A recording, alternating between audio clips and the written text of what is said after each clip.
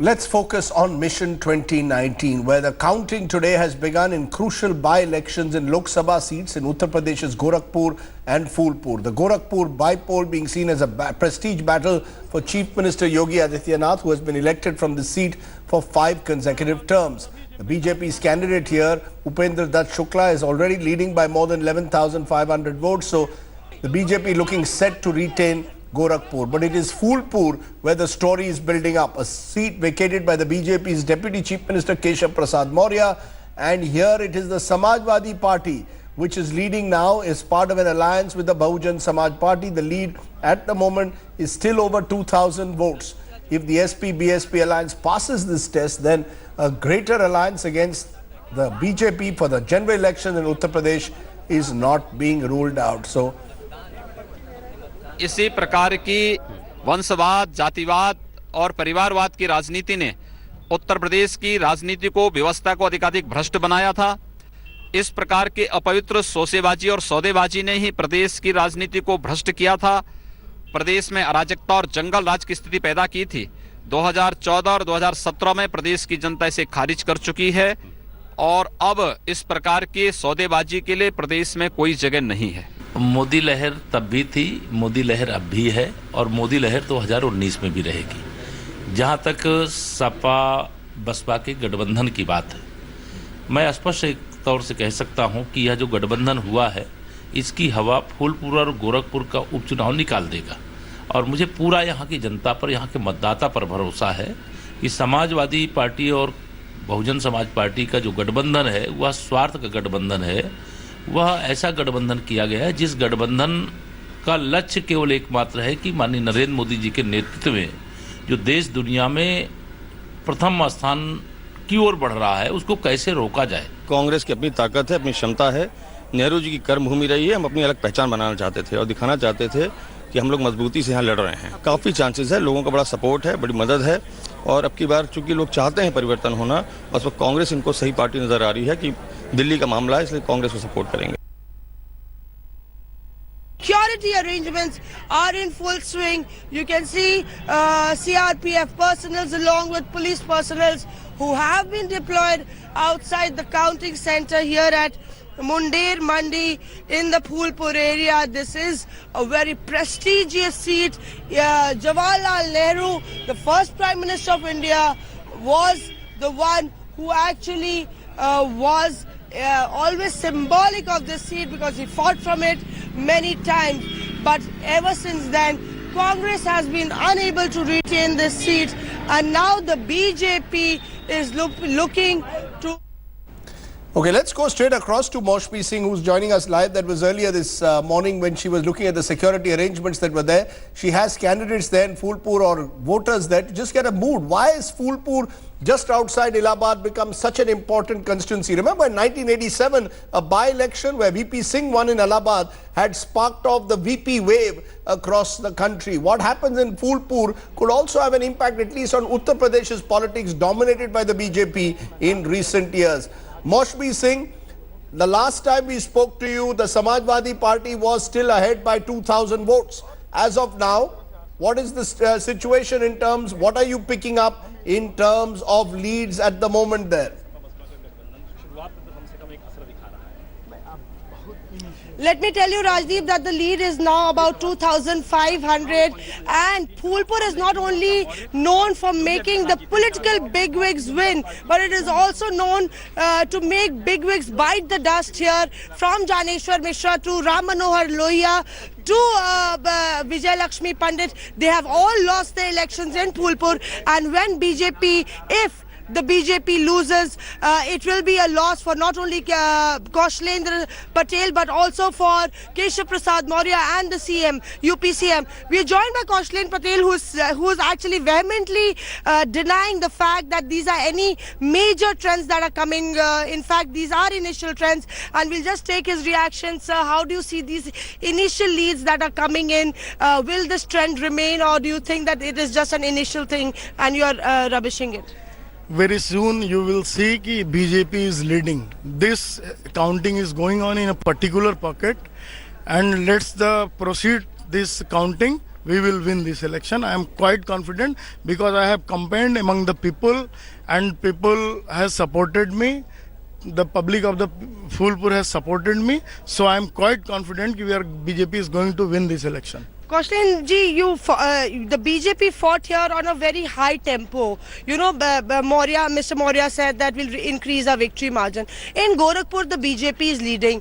The Yogi magic is seemed to have been on its full swing. So here, the initial trends actually spoiled the entire taste of the BJP scripting a new victory story in UP. No test is spoiled. It happens in election. Let's proceed the counting. We will win. पर आपको क्या लगता है कि जो उत्तर प्रदेश के मुख्यमंत्री ने यहाँ कैंपेन कम किया, 2 ही बार आए, तो उसका भी असर ये नतीजों पे पड़ रहा है? ये पूरी तरह से झूठी बात है। पूज्य मुख्यमंत्री जी ने पांच सभाएं की, सभी विधानसभा में गए, उनका पूरा आशीर्वाद था, पूरा सहयोग था, पूरा समर्थन था और हम लोग ये चुनाव जीतेंगे। एक और बात जो आ रही है, विकास के एजेंडे पे आप फूलपुर में लड़े, पर वो जो विकास है वो दिखता नजर नहीं आया। अभी काउंटिंग बढ़ने दीजिए, विकास ही दिखेगा। पर जो जिस एरिया से अभी रुझान आ रहे हैं शुरुआती, क्या आपको लगता है वो आपके वीक एरियाज था? आपने एक्सपेक्ट किया था कि उसमें ज्यादा? बिल्कुल।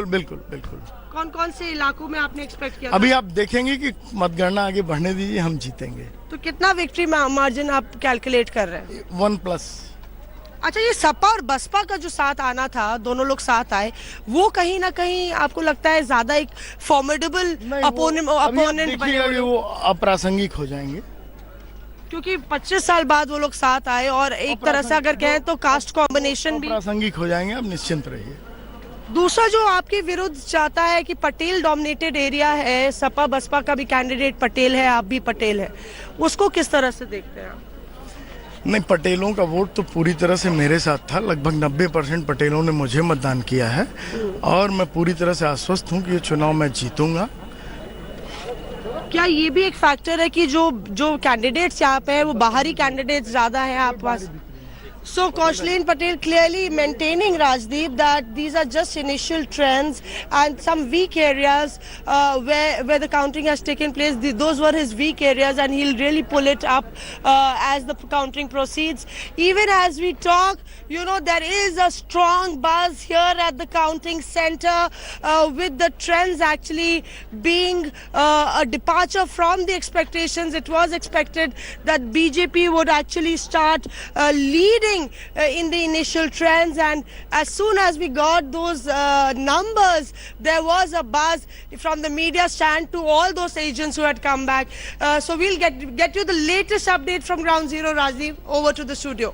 Okay, let's go straight across from there, from the other story which is building up, and this story which is building up is in Araria, in the Lok Sabha seat of Bihar, where at the moment now the BJP has taken the lead. So the BJP JDU combined now leading in both the assembly seats and Lok Sabha, and that is significant because remember the RJD strongman from the area, Mohammad Taslimuddin, who passed away, as a result of which a by-election for the Lok Sabha was necessitated from Araria, is now leading. We are told Rohit Singh, our correspondent, is joining me at the moment, and he has the candidate of the BJP who could well at the moment be springing a surprise. The BJP leading, we are told, by 3,780 votes in Araria.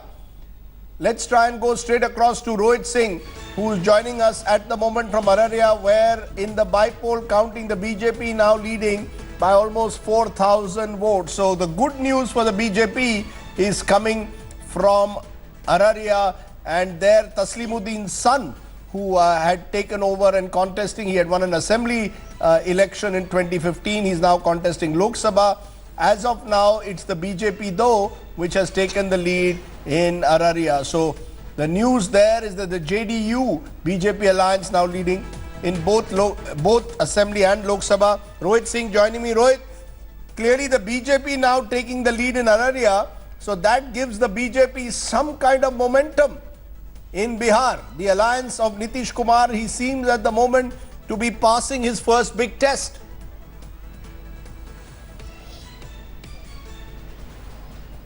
Well, yes, Rajdeep, in the last 2 hours and 15 minutes, this is the first time that the BJP has taken lead in Araria and also the two other assembly constituencies of Jehanabad and Bhabhua. And I have with me Pradeep Kumar Singh. He is the man who is giving a tough fight to RJD candidate Sarfaraz Alam.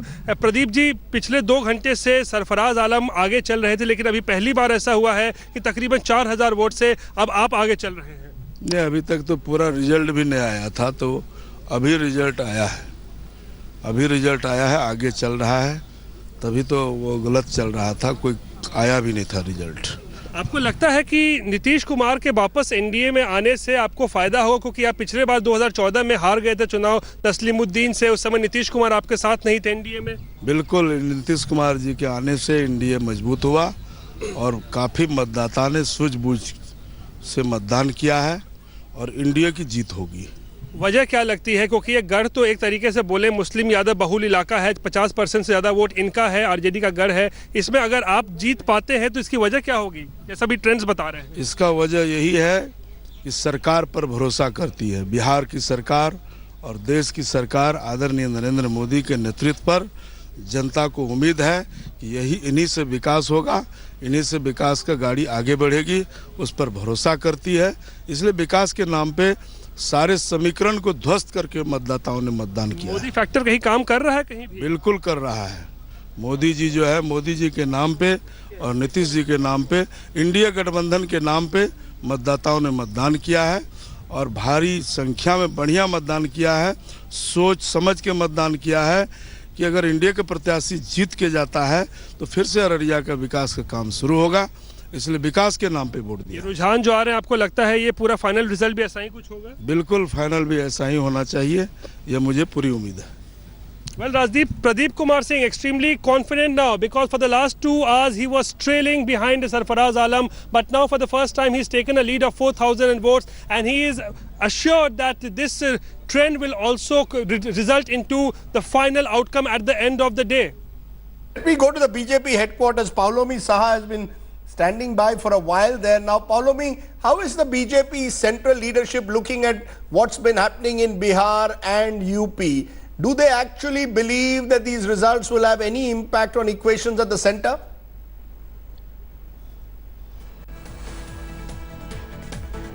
Okay, we'll try and go to Paulomi in a moment, but let's go to our guest in the studio. You've been having your breakfast and now you've had enough time to pause and look at how now we are entering second and third round. So some kind of picture is emerging that in both Araria, in Bihar, and in Phulpur in UP, the contest is much tougher and tighter than it was certainly in 2014. That might reflect on low voter turnout as well. But a sense that you're getting, is there a sense that you're getting that elections, particularly in UP and Bihar, when there is no wave as there was in 2014, now reflect new caste alignments, new caste realignments, the fact that the BJP has broken into traditional bastions of the non-BJP parties in UP, in Bihar too, the RJD has perhaps exhausted at one level some of its potential in continuing to build on the My Alliance, the Muslim Yadav Alliance. Are you getting a sense that elections in UP and Bihar in a by-election are more in the traditional form, highly competitive, small voter base because of the low voter turnout, and the possibility therefore of a surprise or two? Is there a greater likelihood of a surprise in a by-election like a Phulpur or an Araria than there would be in a general election? Well, you know, except for Phulpur, which I think almost is playing a bellwether role here, you know, at least it will tell us whether the possibility of an alliance which is coming up in 2019, if the BSP candidate wins, except for that, it seems that the BJP has a advantage in the other 2 seats, which is what most of us expected, given the fact that in UP, as you rightly pointed out, there was a wave not only in 2014, but in 2017 in the assembly polls. In the case of Bihar, what is interesting is the candidate itself. The candidate, in this case, Pradeep Kumar Singh, he had won in 2009 when JDU and BJP were together. And it seems now that he has an edge Again, JDU and BJP are together. In 2014, when he actually lost, Right. it was precisely when the split had taken place. Yes. Look, conventionally, there are very few surprises in when by-elections are held. So, Phulpur in that case will buck the trend if this trend continues. The message coming out of the Araria election is that there are limitations of the MY alliance, and that a larger alliance looking to 2019 with JDU and BJP together could triumph, and triumph in a big way in Bihar come 2019. Yes, Rahul. Rajiv, I'm curious that 35% voting in Gorakhpur, the BJP seems to be leading. Better voting in Phulpur, the BJP is trailing. Now, what is working? What is working on the ground? I think this will be. It will almost be like a teacher keeps a copy of a good student, and in the next year tells the students that this is how you can do it. I think all political parties will take definitely some lessons out of both Gorakhpur and Phulpur, and also Nitish Kumar will watch it, because remember, if the BJP is doing well in Bihar, it is doing well because of Nitish Kumar. Now, if that is happening, he can also not just, it may be a lead to realignment. I think within the alignment, there can be certain amount of assertion by Nitish Kumar. So, lot of political lessons will come from this these bipolar. Okay, joining me now, Amit Malviya, spokesperson BJP, Sanjay Jha, national spokesperson of the Congress are joining me. Also, our correspondents Paulomi Saha and Supriya Bharadwaj are with me. Paulomi, I was trying to get through to you earlier just to get a sense from you as to how seriously the BJP leadership, central leadership that you track is watching these elections. Is there a sense that they do not treat by-elections as seriously as they do a Lok Sabha poll, that they put all their energies at the moment in Karnataka, where there's a big state election coming up in less than 2 months? By-elections, they've left it to Adityanath to win the election for them. Yes, it is up to the Chief Minister of Uttar Pradesh, Yogi Adityanath, to win these by-polls in Gorakhpur and Phulpur as well. But Yogi Adityanath has been a star campaigner for them in his own right. He is a campaigner that they use in other states as well. You mentioned Karnataka. They are using Yogi Adityanath as a star campaigner heavily in North Karnataka, where his sect that he in fact leads has branches in fact in Karnataka, and there is a swing of force which is happening in favor of Yogi Adityanath for the BJP's benefit, to the BJP's benefit in Karnataka. At least that's what the BJP is telling you ahead of the elections in Karnataka. Yes, Yogi Adityanath has campaigned in Gorakhpur. This is a constituency that he won for 5 times round. Before that, it was in fact won by, and it was the constituency, the Lok Sabha constituency of his guru as well, Mahant Adwaitanath. So clearly, this is a very prestigious constituency. In Phulpur as well, as the candidate earlier pointed out to my colleague Mosmi as well, he has had at least 5 different public meetings in the Vidhan Sabhas that constitute the Phulpur Lok Sabha constituency. So yes, it is up to Yogi Adityanath, but the BJP is confident that they will swing these 2 elections, the by-poll constituencies, in their favor. Yogi Adityanath himself has called it a rehearsal for 2019. So the BJP looks very confident. Yes, Phulpur trends currently suggest that the SP-BSP combine is leading with the SP candidate in the fray, but BJP is still confident that at the end of the day, they will be celebrating 2 wins in Uttar Pradesh. Okay, so the BJP looking confident. Amit Malviya, last time we spoke to you, the BJP was trailing in Phulpur, winning in Gorakhpur, and trailing in Araria. Since then, the BJP has now taken the lead in Araria but continues to trail in Phulpur. How important for you, I come back to it, is that crucial election of Phulpur? More than any other by-election that we are looking at today, is that the election to watch out for? A seat held by your Deputy Chief Minister in the Lok Sabha, at the moment the Samajwadi Party leading. Am I being unfair to you by only looking at that election? I can also tell you now that, that in Araria you are leading in Bihar. So the good news is coming for you from Bihar.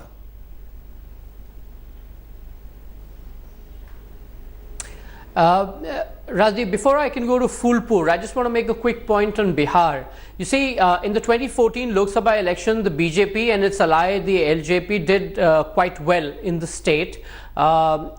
when the assembly election happened, unfortunately, there was a certain realignment, and as a result of which the BJP was out of power. Now, what did that assembly election throw up? It threw up BJP as the single largest party in terms of vote share. We were at about 25%, and RJD and the JDU were at 17% each. But the fact is that the RJD got the maximum number of seats. In fact, JDU got fewer seats than RJD. And of course, the BJP, even though we got 25% vote share, did not get enough seats or commensurate seats.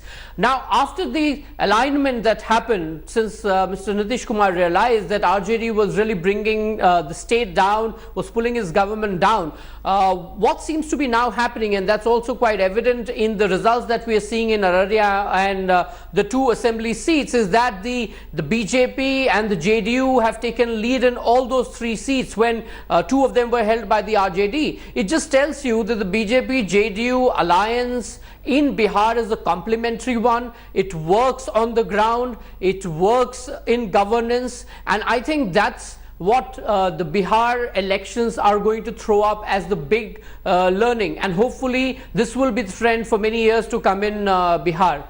I come back to Phulpur, which is the seat that you would like to sort of talk about. You know, again, I go back to saying, first of all, this is very initial days, initial hours of counting. And secondly, it has not been a seat that the BJP has traditionally held. And therefore, for the BJP to be in such a close contest with SP and BSP closing ranks is remarkable. And, you know, you have to also appreciate that it is in some ways a very aspirational seat, because while it's been held by, big leaders in the past, it has not sort of developed as much as it should have been. And I would know this better than anyone else, because my native hometown, my native village is in Phulpur. So the fact is that people of Phulpur today are looking at the BJP to deliver on the governance. They want to be in the same league as, say, Allahabad is, or for that matter, Varanasi is, which is where, because it happens to fall between these two big cities. So there is a lot of aspirational vote that is there in Phulpur, and I'm quite sure as the voting progresses, you will see that some of these leads will maybe turn. The BJP will still have a better hold on the seat and perhaps even win it. But let's wait and see, because the numbers are not coming in as fast as we would like them to. Okay, well, I didn't know you are an Ilhabadi, and maybe, who knows, you might contest in the future from Phulpur and be sent there to campaign, depending on what happens in 2019. But for a moment, let me turn to Sanjay Jha of the Congress party, because Sanjay Jha, the interesting results that are coming, the trends that are coming are that in Uttar Pradesh, the battle lines are clearly Samajwadi Party, BSP versus the BJP. The Congress at best is playing the role of spoiler. Now, we don't know whose vote they are cutting at the moment in Phulpur in particular, but clearly the Congress is at the moment simply an observer, a bystander. Is that the role you see the Congress playing in the months ahead in these two crucial states of UP and Bihar, simply watching the regional players take on the BJP? Rajdeep, I don't think that will be a fair assessment of why we are contesting the election. I mean, end of day, these are places where we historically, once upon a time, had a formidable presence. And end of day, it's about making your grassroots strong, looking at the long term. So, you know, even if we were definitely not the front runners in any of the seats that we are contesting in UP, I mean, the truth is that you've got to get your grassroots back into action. And that's one of the reasons why, even if you believe that you are, you know, having a very slim chance, if at all any, you do make your presence felt. But the second point, I think the very crucial point that I can see from the trend so far is that because the voting numbers themselves have been fairly low in Uttar Pradesh and modest in Bihar at best, I mean, this is telling you that overall there is, I think, no way for any party, and I think there's a voter apathy which is quite manifesting here, and therefore the ability of the political parties at the grassroots level to get their voters to come in and vote will probably be the deciding factor.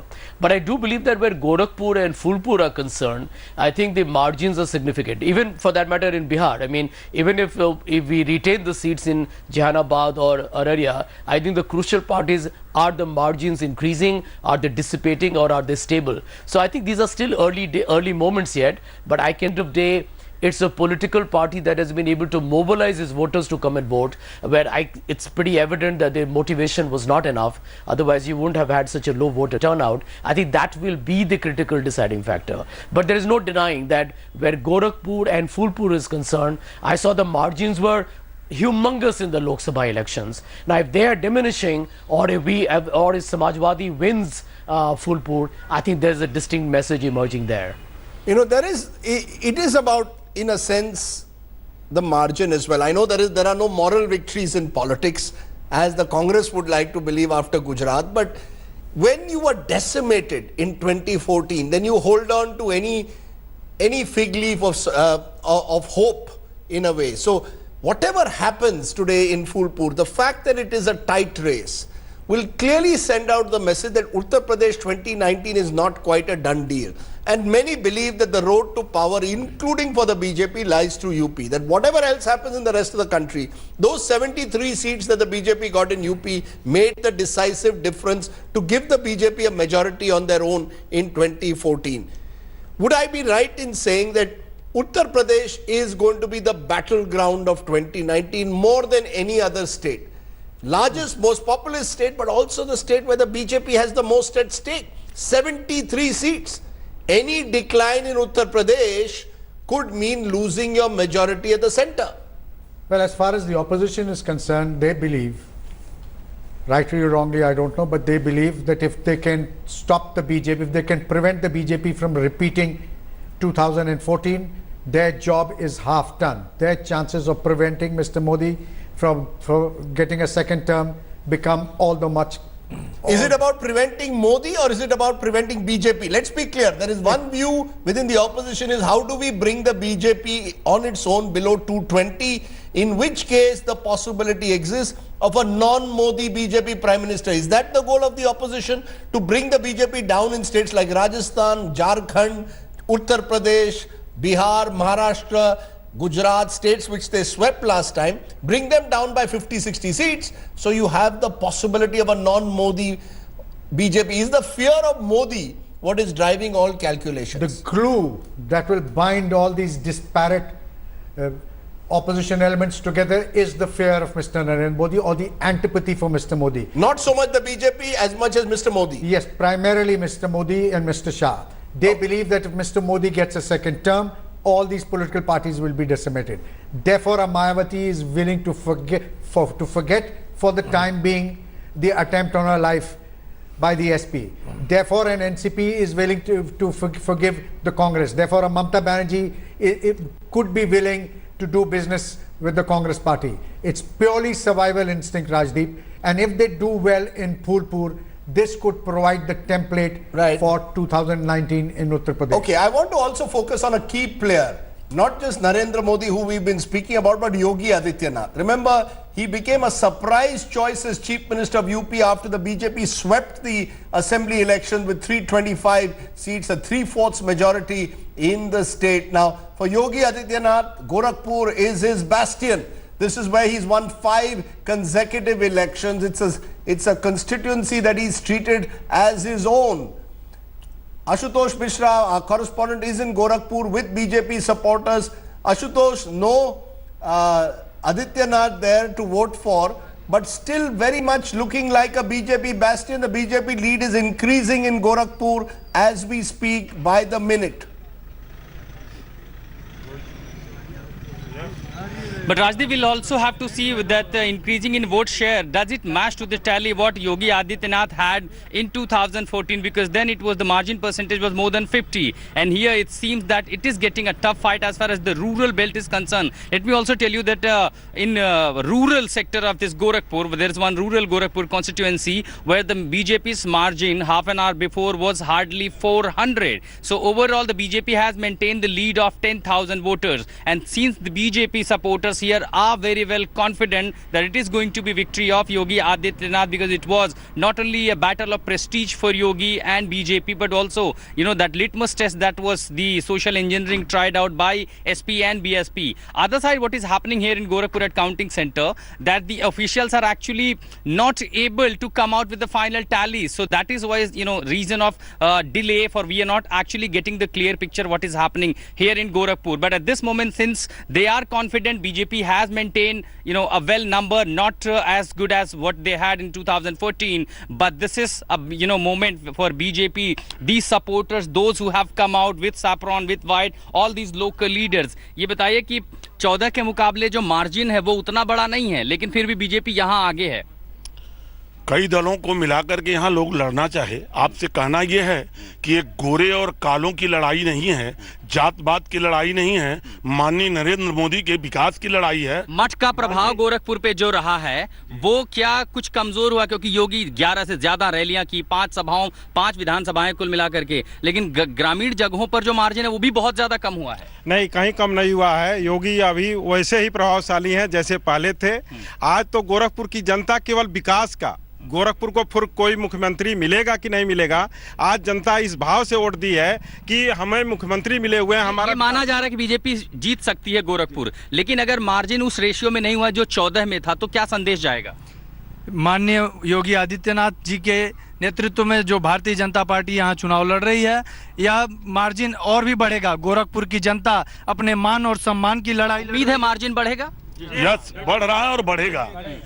Yogi ji के कार्यकलापों से आज तक ये जश्न की तैयारी है। यस यस यस, एकदम बिल्कुल तैयारी है। क्या what we have been told, Rajdeep, by the local leaders of here in Gorakhpur, that if BJP wins, there could be probably a road show, and they will invite even the local candidate, because he will be joining us by 12 o'clock, who will arrive here at counting center. Though he is not well, he is resting at home, but the supporters have started gathering out at the counting center in Gorakhpur. Over to you, Rajdeep. Okay, so clearly in Gorakhpur, Yogi Adityanath, let's look at him. There is some talk that he is the future national leader of the BJP, that the post-Modi era will see the Yogi era emerging. Either way, Yogi Adityanath in the last 1 year, Rahul, has he been able to consolidate completely his hold as the numero uno leader of the BJP in UP? And an election victory in Gorakhpur in particular only sends out the message that he is still very strong in his hometown. He's fought both these elections on his name. Will Yogi Adityanath's stature grow further, you see, in the months ahead, or come general elections, it's back to Modi? I think I have a thought that, isn't it interesting that Yogi Adityanath is hanging on to his constituency and the BJP is trailing in Phulpur? It's an internal BJP question. I don't want to comment beyond that. I think it will be debated within BJP. It cannot be called anything. I'm surprised that why the BJP, which knows that UP is critical, didn't go all out to win these 2 seats, even if there is no signal, even if it doesn't mean anything. Amit Shah, Prime Minister Narendra Modi are not known for, holding back. You remember 2004, Rajdeep, I think you were in the studio and I was out, and we were discussing India Shining, a pre-poll survey in which the BJP was expected to get 32 to 35 seats, and BJP came down to 9. And Atal Bihari Vajpayee couldn't come to power because Mulayam Singh Yadav had 1 more seats and the BJP couldn't. The BJP had to go out of power. UP is not just critical. It is like the heart of the BJP's politics or attempt to remain in power in Delhi. Why send out a signal by losing that you can lose in future? Why let an arrangement between allies win a seat which can become a post-poll or an arrangement or a force for realignment all over the country? Is there a fault of judgment? Is there a political message? The answers lie more with the BJP than anybody else. Yesterday at the dinner, Rajdeep, there was a very interesting fact which I caught, that barring the Trinamool Congress and the Congress, out of the 20, not many parties hold on to a state or ruling any state. These are people who are not only a disparate group, it is also a desperate for power group. No, it's a desperate for power group. It's a group of losers, some would say, because they've all lost elections in recent times. But the wheel of politics changes. and turns, and we don't know which way it's going to turn. Stranger things have happened in Indian politics, and the point that Rahul made about that Narendra Modi, Amit Shah normally invest a lot of personal capital in every election. Mr. Modi comes from Varanasi, Phulpur not too far away from the Prime Minister's constituency. Could he have made one visit? He made a number of visits Prime to Tripura. don't usually campaign during But you never by-elections. know. But you never know, given the fact that Mr. Modi is a very different kind of Prime Minister who likes to campaign 24/7. But let's focus on Yogi Adityanath.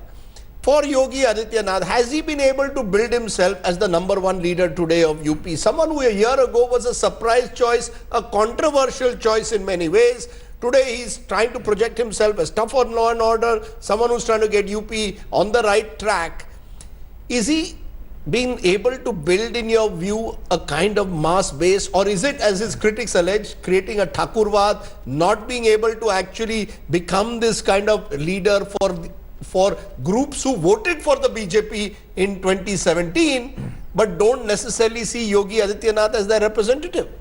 But Rajdeep, I think when Yogi Adityanath became the candidate for Chief Minister, when he was selected by both Prime Minister Modi and President Amit Shah, people thought that he had a baggage, that he was a very polarizing figure, given the fact that he was born out of the Ayodhya movement, given the fact that he was a student of Avaidhanath and others who had been instrumental, if you remember, in moving that little Ram Lalla ka idol at one time. But if you look at him in the last 1 year, I would say, like power, responsibility brings a certain amount of moving towards the center, a certain amount of moderation. I see that in Yogi Adityanath. Number one, take the issue of Ayodhya. I mean, he was born out of the Ayodhya movement politically, but when he was faced with all the seers raising Ayodhya as the demand, the mandir wahi banayenge as the demand, his answer was very different. His answer was, yoga हमने demand नहीं किया, मोदी जी ने yoga international issue बना दिया, योगी जी पर भरोसा रखिए. Again, take the issue of Taj Mahal, when the fringe element within the BJP or within the Sangh Parivar raised the issue of Taj Mahal. Again, Yogi Nath was sent. He went to Agra and he played what one would call the voice of moderation. Yet at the same time, on the issue of crime, he has been very tough. In fact, take the candidate Atiq, who's contesting right now from Phulpur. The moment his name was mentioned, Yogi Adityanath's statement was, jail mein koi kami nahi karenge. So he was immediately seen as distancing himself from a candidate who people think was actually brought in by Keshav Prasad Maurya. So you think he's trying to reinvent himself? He's trying to reinvent himself. Has he been successful? Because there are those who will say at the end of the day, his core vote is that of the hardline Hindutva grouping. He may try to moderate himself, but he's not going to. Given his past, he can't run away from his past. I mean, it's interesting that on this day also, starting 2 p.m. today, the Supreme Court is going to have to decide the modalities for the Mandir Masjid issue. And that's going to echo possibly over the next few months as well. Now, will Yogi Adityanath make himself, as the elections of 2019 draw closer, the champion of the Mandir issue? He does play that politics as well. So I'm just wondering whether Yogi Adityanath is the kind of figure who is possibly being seen by a section of the BJP as a flag bearer of original Hindutva politics, or does he have to become this governance icon? Rajdeep, the question is Yogi Adityanath driving the politics? Is politics driving Yogi Adityanath? You see, he was not he didn't come out of a UP electoral churn. He was one of the chosen one before the elections. The BJP didn't announce it, didn't go with a candidate because it didn't want to displease any caste or community. It kept OBC possibility, Brahmin possibility, all possibilities alive so that all castes in UP will remain engaged. Post-poll, I think, to be fair to Yogi Adityanath, he has a problem. When you get a mandate of 325 seats in UP with the caste aspirations of hundreds of castes and communities, how do you balance it? How do you balance? Is it a big task? That tomorrow... Has he been able to achieve that? Very difficult, Rajdeep. For example, when you're... So when the allegation of Thakurwad is when you're true? appointing your officials, now if there are more Thakurs, people will notice more Thakurs, the Brahmins and others will start feeling unhappy. It's a very difficult balancing act. Because you've got Keshav Prasad Maurya, who in a sense represented the emergence of the non-Yadav OBCs moving towards the BJP, and you've got Yogi Adityanath, who represents original hard Hindutva. I'm just wondering whether Yogi Adityanath's brand of politics is allowing himself to be the kind of inclusive leader or not. Because once the SP-BSP alliance comes together, then some of those groups who had voted for the BJP last time may look at Mayawati and Akhilesh very differently. What should he be? What should he be? Should he be a strident Hindutva leader? Should he be an all-inclusive leader? There are charges of law and order being poor in UP, but when he goes against the criminals, then he has his attack that there are fake encounters happening. It's a very complex situation he's handling. His core competence is stridence, Rajdeep.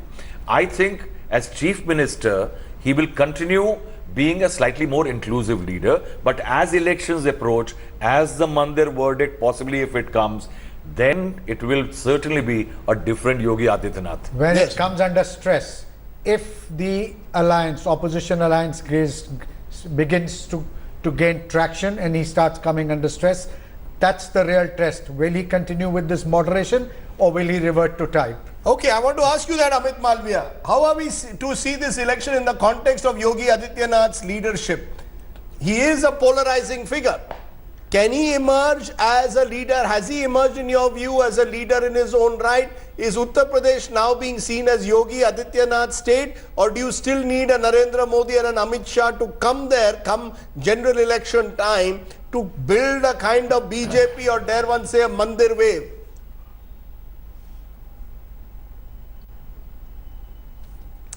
You know, Rajdeep, as far as Yogi Adityanath ji is concerned, I would say that he's an uncompromising Hindu, and that's fine because he has a personal faith as well.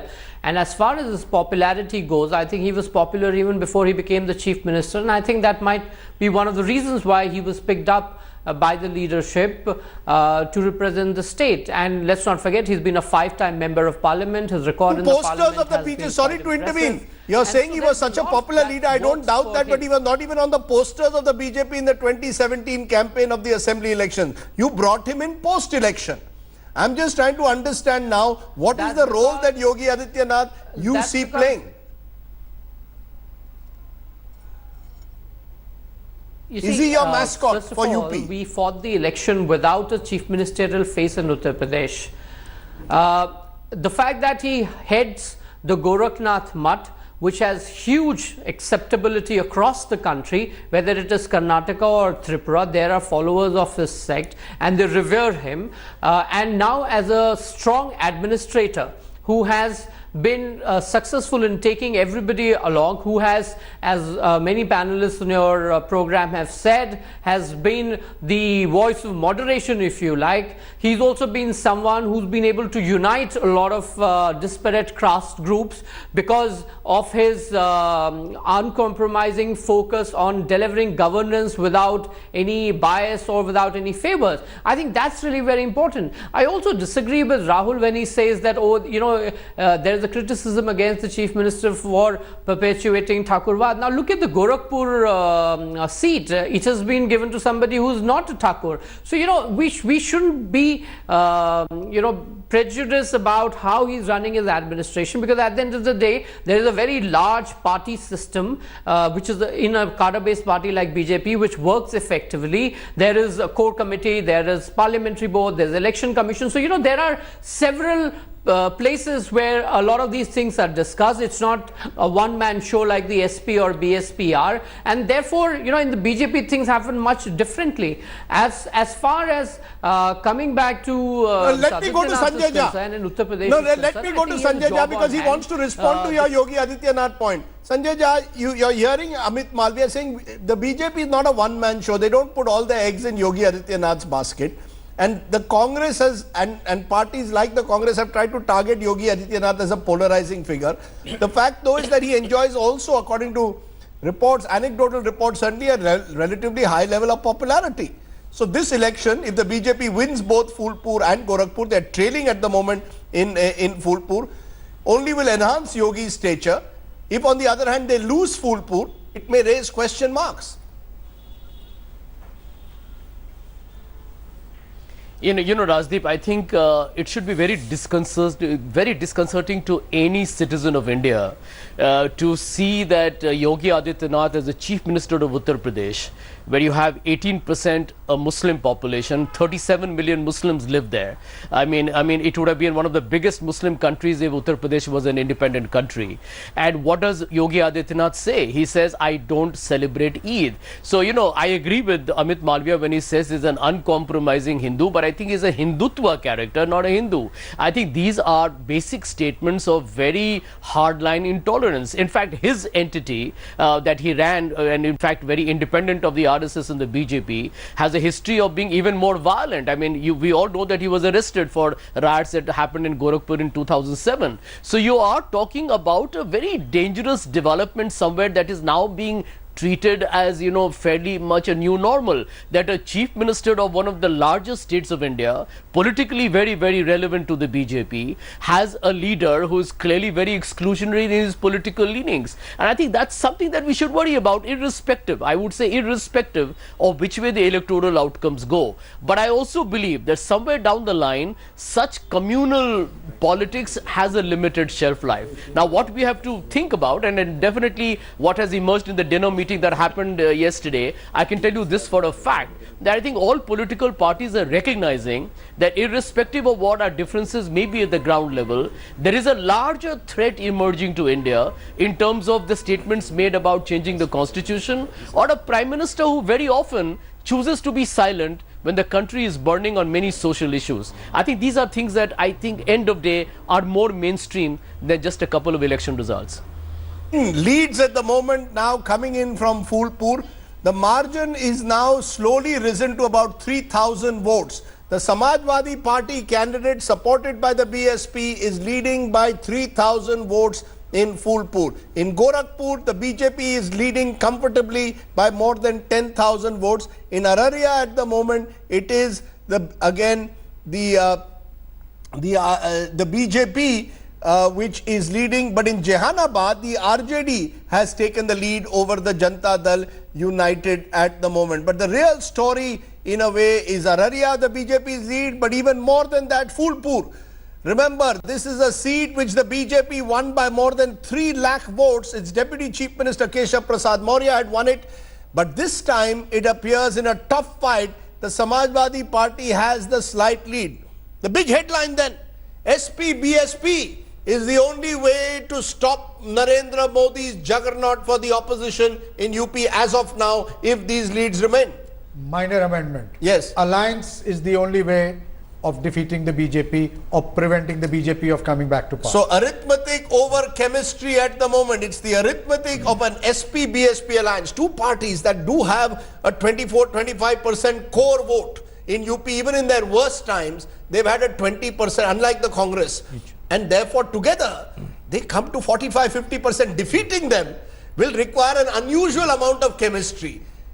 Arithmetic is with the alliance. Absolutely. In fact, as you rightly pointed out, even in the worst of times, when BSP did not win a single seat, it got 20% of the vote in the Lok Sabha. So did the SP. So between them, arithmetic suggests that there would be a very formidable alliance. In fact, as formidable as the RJD-JDU alliance in Bihar. But remember, the RJD-JDU alliance in Bihar had Congress along with it.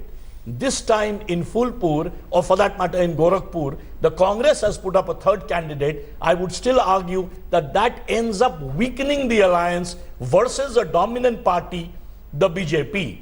That's why I made the point that an alliance, a broad-based alliance, not just with the Congress. Is that the clear message? If these Phulpur results turn out, if the Samajwadi Party is able to win even by 3,000, 4,000 votes, will it mean that this alliance will happen in 2019? Because that's the real question. When Mayawati has to decide, am I going in for a pre-poll alliance like she went in 1993 or Kashiram went in 1993? How do you cement an alliance? Who gets what seats? But will this now put immense pressure from below, from the cadres who want to get back to power? Desperate, the word you use, survival, the word that was used also, will force them in Phulpur to come together. Rajdeep, these two can be very good together, but whether they will come together What's your sense? Very difficult. What's your sense Rajdeep, as of today? I think These numbers, if nobody these can numbers say. hold, what's your sense? I think the odds are against the alliance, but You don't see an alliance happening. politically today, odds are against an alliance of these three forces to come up with for a Mahagadbandhan. Because there has been the talk that, There is a lot- Mayawati has been under pressure, enforcement directorate, Lots, income Rajdeep. tax, center putting pressure. There is is that the reason? also- But we are seeing even in the Rajya Sabha, attempts being made by Samajwadi Party and BSP to Rajdeep, come but together. remember- Survival. Is survival the name of the But game? Rajdeep, how does survival change? What happens if Congress wins Karnataka? What happens if Congress wins Madhya Pradesh, Rajasthan, Chhattisgarh? In that scenario, the Congress tail probably will be up.